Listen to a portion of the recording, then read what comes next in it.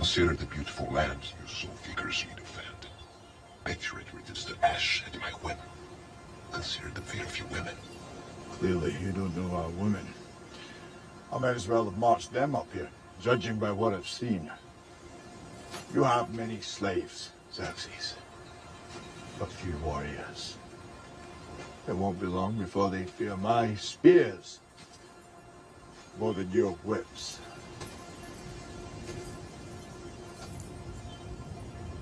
It's not the lash they fear. It is my divine power. That I'm a generous God. I can make you rich beyond all measure. I will make a warlord of all Greece. You will carry my battle standard to the heart of Europa. Your Athenian rivals will kneel at your feet. If you will but kneel at mine.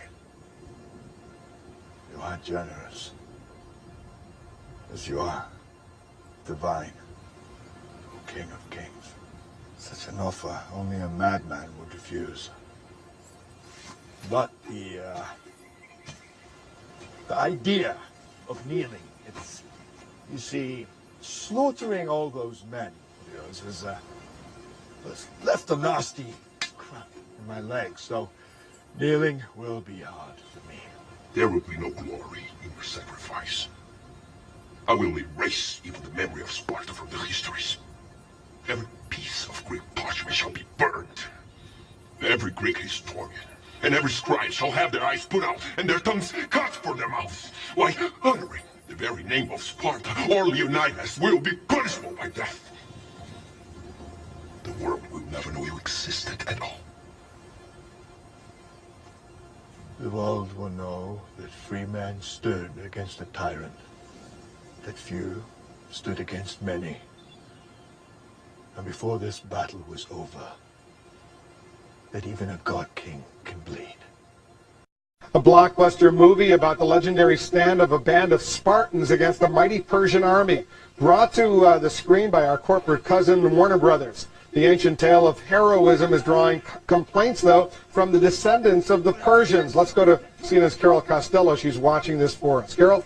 You know, Wolf, literally 2 seconds ago, we got a call from the Iranian embassy, and it told us that this is a major issue. Who knew a Hollywood movie depicting a battle between half-naked ancient Greeks and Persian would cause this mini international incident? Both the Spartans and Persians have chiseled, shiny chests. They duel and grunt and die in a fireworks of special effects that are explosive. Just enough theatrics to draw 70 million in ticket sales in just 3 days. There's much our cultures could share. Haven't you noticed? We've been sharing our culture with you all morning. But where U.S. critics scream blockbuster, Iran's top movie critic is crying culture clash. 300 is part of a comprehensive U.S. psychological war aimed at Iranian culture. So says the art advisor to President Mahmoud Ahmadinejad. Iran is offended by the tale of how a couple of 100,000 of their ancestors were held up so long at Thermopylae by just 300 Spartans. Sure, in the end, the Persians did triumph over King Leonidas and his boys. We must be diplomatic. And of course, Spartans have their reputation to consider. But today's Iran is in a standoff against the United States, so this moment of historical fiction is smelling a bit to them like modern propaganda.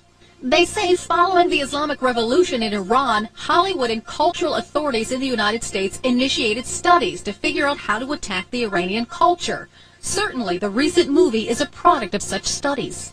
Submission. Now that's a bit of a problem. Hitesh Pandya of BoxOfficeGuru.com says the Iranians shouldn't be so concerned. I think they wanted to make a movie that was cool as hell and that every 14-year-old boy would come and buy a ticket for and not wait for on the DVD. And Iran had better be ready. Pandya sees 300 becoming an international hit. Compared to what Borat did for people from Kazakhstan, I don't think anyone should be really upset about 300. It's just a historical battle film, and it really doesn't mean much about what race the people are, what country they come from. Remember this day, man, for it will be yours for all time. Now, this movie is a bona fide hit. It raked in a record $71 million when it opened. It will never be seen on the big screen in Iran, but you know, bootleg DVD copies seem somehow to always turn up on the streets there.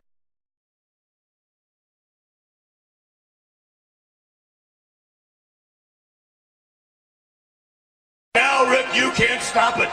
They can't stop it. No one can stop the fact that these men are on their way to the World Wrestling Federation. The NWO